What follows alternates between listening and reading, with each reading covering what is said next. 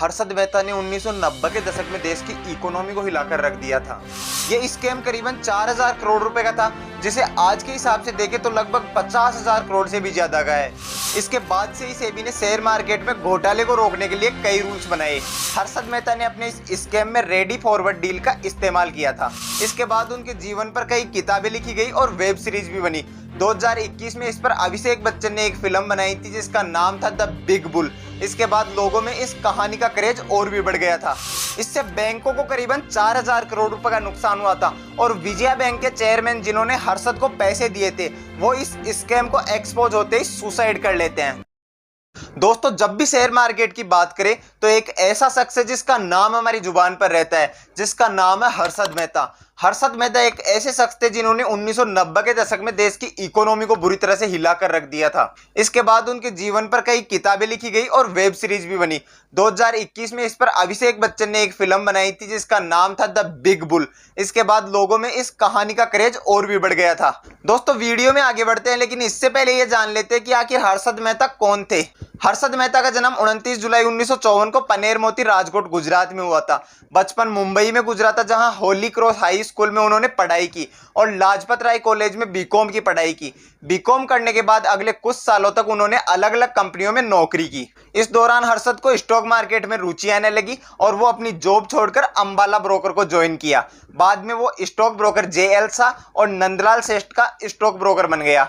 1984 में हर्षद मेहता ने अपने भाई के साथ मिलकर grow more research and asset management company की शुरुआत की और BSE का ब्रोकर बनकर अपना ब्रोकिंग का बिजनेस स्टार्ट किया। हर्षद मेहता ने अपने इस स्कैम में रेडी फॉरवर्ड डील का इस्तेमाल किया था। अब क्या है ये रेडी फॉरवर्ड डील, इसको बिल्कुल बारीकी से समझते हैं, लेकिन इससे पहले आप हमारे चैनल पर नए हो तो वीडियो को लाइक करके चैनल को सब्सक्राइब कर लो। बेसिकली गवर्नमेंट अपने कुछ प्रोजेक्ट का खर्चा उठाने के लिए सिक्योरिटीज इशू जारी करती है, जिन्हें गवर्नमेंट सिक्योरिटीज कहते हैं। अब मान लो जैसे कोई दो बैंक है A और B, A के पास पैसे नहीं है और वो B से पैसे उधार लेता है, तो A अपने गवर्नमेंट सिक्योरिटी B को दे देता है और B उसके बदले में उसको पैसा दे देता है। जैसे ही A B को उसका पैसा ब्याज सहित लौटा देता है तो B उसको वो सिक्योरिटी वापस कर देता है। और इस पूरे प्रोसेस को कंप्लीट करने के लिए बीच में जिस दलाल की जरूरत होती है उस दलाल का काम करता था हर्षद मेहता, और इस पूरे प्रोसेस को कहते हैं रेडी फॉरवर्ड डील। हर्षद जिस बैंक को सिक्योरिटी खरीदनी है उसके लिए सेलर्स ढूंढता था और जिस बैंक को सिक्योरिटी बेचनी है उसके लिए बायर्स ढूंढता था। अब हर्षद मेहता ने इस पूरे प्रोसेस में घोटाला करना शुरू कर दिया था। जैसे मान लो 4 बैंक है A, B, C और D। बैंक A को अपनी सिक्योरिटी बेचनी है तो हर्षद उनसे सिक्योरिटी लेता था और कुछ समय का वक्त मांग लेता था बायर्स ढूंढने के लिए। अब जैसे बैंक B को कोई सिक्योरिटी खरीदनी है तो उनसे हर्षद मेहता पैसा लेता था और सेलर्स ढूंढने के लिए कुछ वक्त भी मांग लेता था। हर्षद बैंक A की सिक्योरिटी को अपने पास रखता था और बैंक B के पैसों को स्टॉक मार्केट में इन्वेस्ट कर देता था।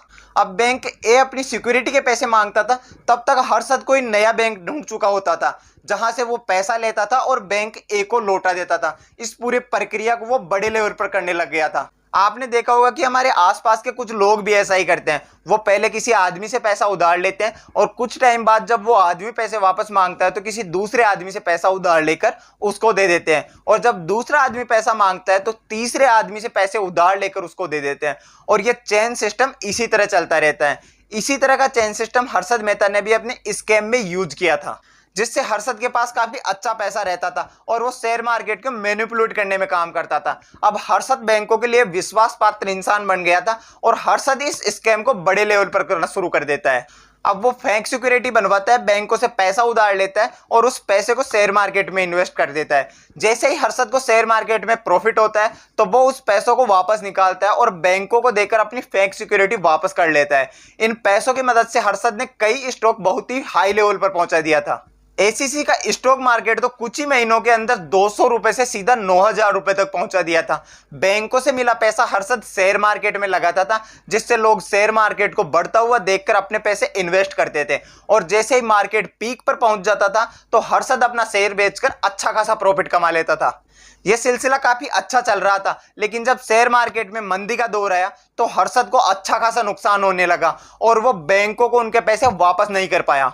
तभी 23 अप्रैल 1992 को सुचेता दलाल ने टाइम्स ऑफ इंडिया के आर्टिकल में हर्षद मेहता के कारनामों का पर्दाफाश किया और फिर बैंकों को पता चला कि हर्षद द्वारा दी हुई बैंक सिक्योरिटी तो नकली है, इसकी कुछ वैल्यू ही नहीं है, जिसके बदले में हर्षद ने बैंकों से करोड़ों रुपए लिए थे।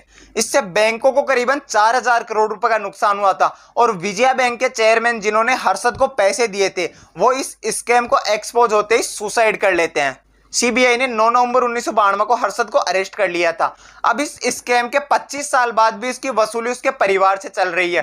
कस्टोडियन ने मेहता की संपत्तियों को बेचकर 6000 करोड़ रुपए से भी अधिक की राशि बैंकों व इनकम टैक्स के नाम कर दी है। हर्षद मेहता ने यह घोषणा करके हंगामा खड़ा कर दिया था कि उन्होंने तत्कालीन कांग्रेस अध्यक्ष और प्रधानमंत्री पीवी नरसिम्हा राव को घोटाले के मामले से बचने के लिए पार्टी को दान के रूप में 10 मिलियन का भुगतान भी किया था। दोस्तों, शेयर मार्केट के सबसे बड़े स्कैम हर्षद मेहता स्कैम के बारे में जानकर आपको कैसा लगा हमें कमेंट्स में जरूर बताइए और वीडियो अच्छी लगी तो लाइक जरूर कीजिए।